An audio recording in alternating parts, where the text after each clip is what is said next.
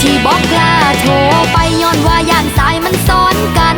ย่านรถไฟชนกันย่านอายเลิกกันกับเขาย่านคันว่าอายรับสายย่านผู้สาวอายสิเครียดเอาโอ้ยบ่เว้าดอกที่บอกกล้าโทรไปย้อนว่าย่านสายมันซ้อนกันย่านรถไฟชนกันย่านอายเลิกกันกับเขาย่านคันว่าอาย